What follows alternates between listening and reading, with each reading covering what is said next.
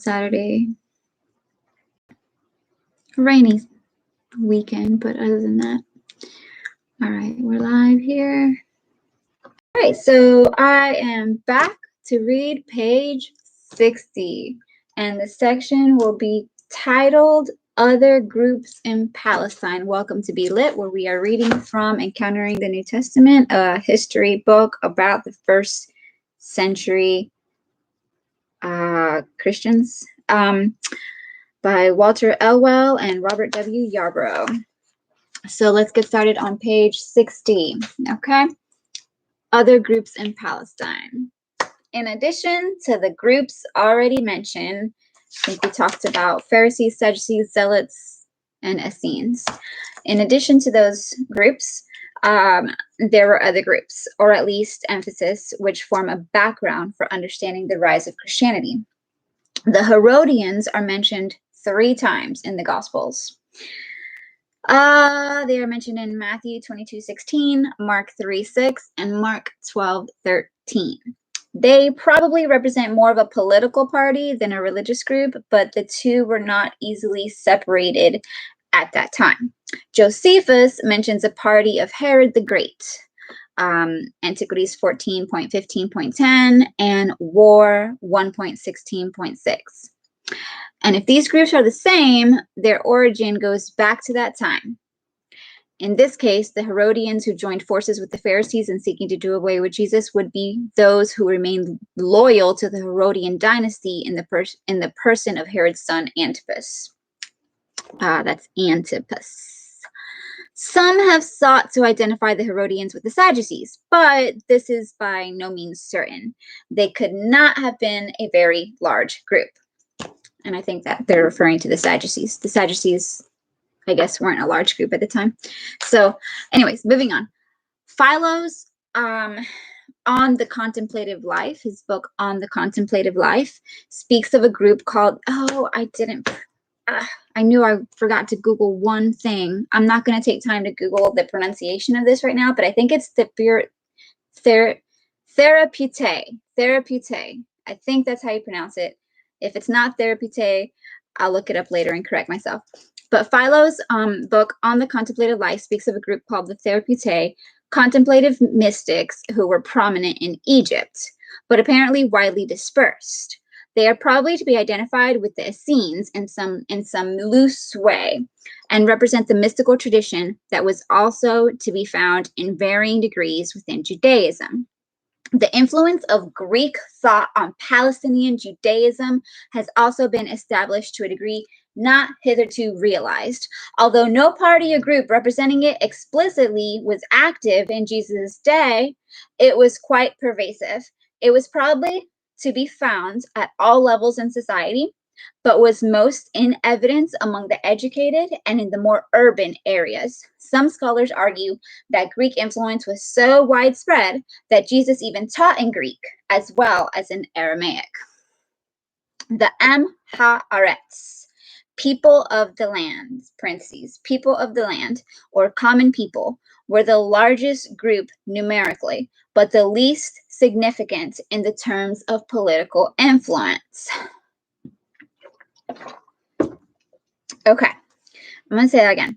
The Haaretz, the people of the land or the common people, were the largest group numerically, but the least significant in terms of political influence. They formed the vast majority of people who affiliated with no specific group, but simply tried to live their lives each day in the will of God to the best of their ability. Their views were closest to that of the Pharisees, but they were despised by the latter, by the Pharisees, as a mob that knew nothing of the law.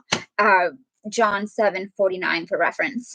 Later rabbinic literature describes them as those who do not tithe regularly, do not read the Shema.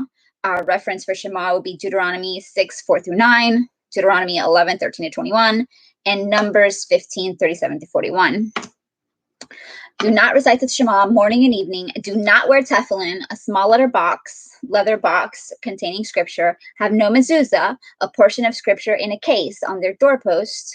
Fail to teach their children the law, and do not associate with the scholars of the law. do not associate with the scholars of the law. To Jesus, so actually, let me continue reading that in a minute. Let me actually read to you something I looked up from a Jewish source. The textbook I'm reading about the history or first century history of Christianity and first century Judaism, that's a Christian perspective. So let me actually read to you something that I looked up with the Jewish perspective. This is from the website thejc.com/Judaism/Jewish words/Amharetz. So as far as I know, I don't know the website that well, but as far as I know, it's Orthodox Jewish website. So yeah. Sorry, now I'm getting distracted by the website. Amharetz means an ignorant or boorish person. In a culture that has always prized learning highly, it is quite a put down to call someone an Amharetz. The literal meaning of the phrase is people, that's am, of the earth, Aretz. So people of the earth. To the rabbis of the Talmud, an Amharetz, by virtue of his ignorance, was deemed likely to be lax in his observance of the commandments. One common implication of this was that one couldn't count on the Amharetz separating tithes from his produce. The rabbis argue about how you may recognize an Amharetz. Some of the possibilities are one who doesn't say the Shema with its blessings morning and night, one who doesn't put on the tzitzit or tefillin, one who has children but does not care to give them a Jewish education. The most stringent view is that even a person who learns Torah and Mishnah but doesn't frequent Torah scholars is to be considered an Amharetz. Without learning face-to-face from a living sage, our knowledge is likely to be unreliable. Talmud Berakot 47b, Sota 22a. Today, Amha-Arsu, the state of being an Amharetz, has spread on a scale that the sages never imagined. Knowing what an Amharetz is, and knowing that traditionally Jews strove with all their strength to avoid being one, may be a first step to remedying this. And that's from a Jewish source. So let's go back to my textbook now, and wrap it up. So now we read about the Amharetz, which is the largest group numerically, and the group with the least significance and pull, okay, in terms of political influence. So it's the people of the earth, right? That is Amharetz, people of the land, people of the earth. Now we're going to see how Jesus saw the people of the earth. And as I skimmed this earlier, I cried a little bit. So I'm going to try to just be non-emotional as I read it. Okay. So to Jesus. Sorry, I don't know, I'm emotional today. These were the lost sheep of the house of Israel. Matthew 10:6. Sheep without a shepherd on whom he had compassion. Mark 6:34. They were the common people who listened to him with delight. Mark 12:37. As opposed to the religious leadership who were angry about his teachings and sought to kill him. They were, in the end, the focus of his ministry. From their ranks came most of his apostles and disciples, the primary witnesses to the truth of the gospel. And that's the end of other groups in Palestine. Today's vocabulary word was tefillin and mezuzah. Tefillin, again, is a small leather box containing scripture. It's the small leather box that the men wear on their foreheads.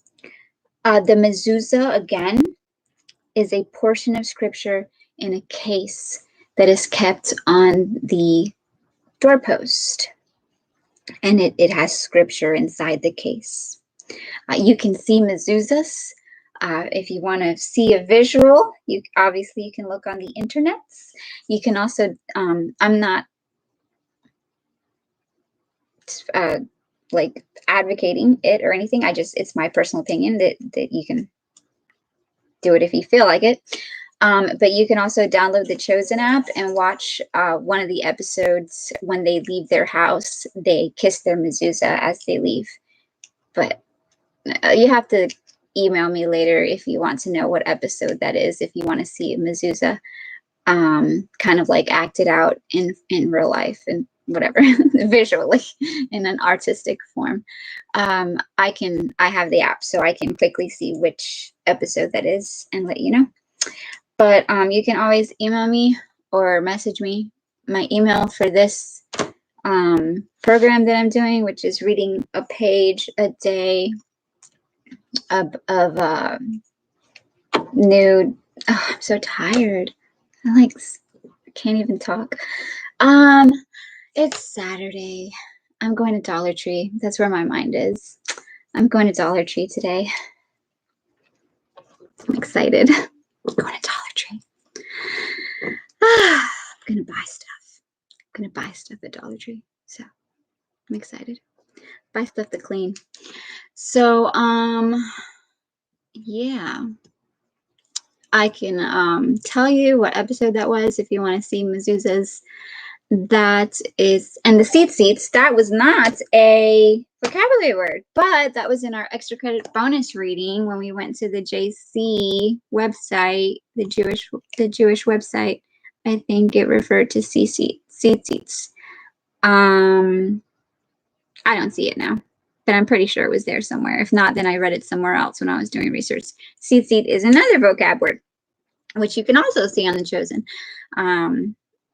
That's why I like watching The Chosen. I get to like visually see a lot of the stuff that I'm learning about in this book. But anyways, if you want to email me, I can tell you what episode features mezuzahs, which episode it is that they kiss the doorpost. If you've never seen one and you want to see what one looks like.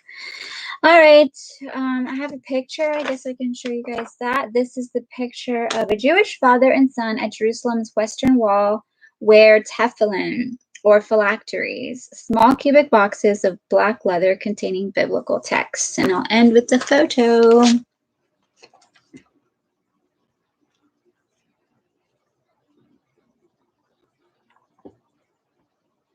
Okay, so that small leather box on their head is a tefillin, also called phylacteries. That's it for today. Have a good Saturday. Do good things. Maybe I'll catch you later. Maybe I'll see you at the Dollar Tree. I have to go buy a few cleaning supplies. I'm excited to get out of the house. Y'all have a good day. Bye-bye.